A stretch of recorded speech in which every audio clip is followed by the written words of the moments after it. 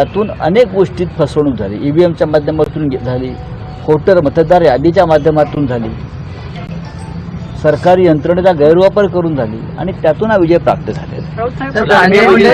प्रकल्प आहे आणि टनेल प्रोजेक्टला सुप्रीम कोर्टाने सार्वजनिक हिताचं कारण देत ब्रेक दिलेला आहे. सार्वजनिक हितापेक्षाही प्रचंड भ्रष्टाचार, 3000 कोटी रुपये ऑन.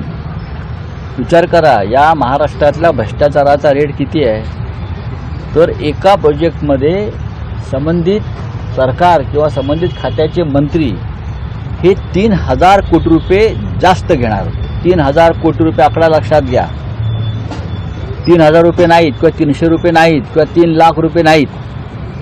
3000 कोटी रुपये एका प्रोजेक्टमध्ये जो मंत्री, त्या खात्याचा मंत्री मिळवतो, ही महाराष्ट्राची लूट. आणि त्या अशा हजारो कोटीतून निवडणूक मागच्या ह्याच्यात लढली गेली.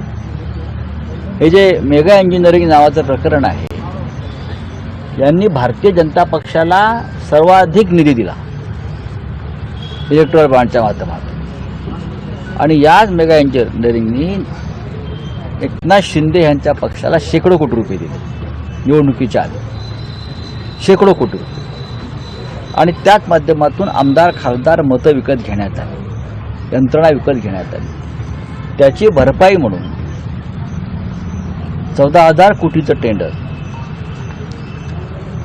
या टनेलचं हे त्यांना देण्याचं घाट रचला. पण लार्सन टुब्रो सारखी एक नामवंत कंपनी ती सुप्रीम कोर्टात गेली आणि सुप्रीम कोर्टाचे आभार मानले पाहिजे की त्यांनी महाराष्ट्र सरकारच्या भ्रष्टाचाराचा मुखवटा टराटरा फाडून देशासमोर आणलं की या राज्यामध्ये काय चाललं आहे. खरं म्हणजे संबंधित खात्याचे जे मंत्री आहेत, एकनाथ शिंदे MMRDA सांभाळतात, त्यांचा राजीनामा मुख्यमंत्र्यांनी मागायला पाहिजे होता. कारण हा भ्रष्टाचार आहे. मेगा इंजिनिअरिंगकडून इन ॲडव्हान्स हजारो कोटी रुपये लोकांनी घेतलेले आहेत आणि त्या बदल्यात नियमबाह्य पद्धतीने टेंडर त्यांना देण्याचा प्रयत्न झाला. बॅरिस्टर अंतुल यांनी प्रतिभा प्रतिष्ठानसाठी पैसे गोळा केले 2-5 कोटी रुपये.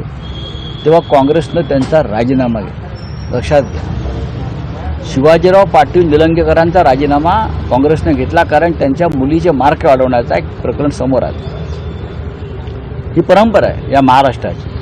आणि 3000 कोटीचा भ्रष्टाचार सर्वोच्च न्यायालयानं समोर आणून सुद्धा देवेंद्र फडणवीस या गुन्हेगारांना तुरुंगात टाकायला तयार नाही आणि वर तोंड वर करून सांगतात प्रशासनातला भ्रष्टाचार मी सहन करणार नाही, जे भ्रष्टाचार करतील त्यांना तुरुंगात टाकलं जाईल.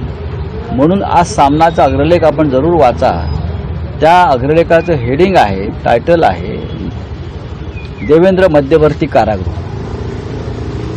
कारण त्यांच्या मंत्रिमंडळामध्ये तुरुंगात जायला पाहिजेत असे सगळे लोक आहेत. त्याच्यामुळे त्यांनी आपल्या मंत्रिमंडळाचं नामांतर देवेंद्र मध्यवर्ती कारागृह असं केलं पाहिजे. कारण मंत्रिमंडळालाच त्यांनी कारागृहाचा दर्जा दिला. सर, भाजपचे जिल्हा अध्यक्ष जे आहेत ते प्रताप सरनाईकांना करतायत भ्रष्टाचार. जिल्ह्याचे वगैरे सोडून द्या.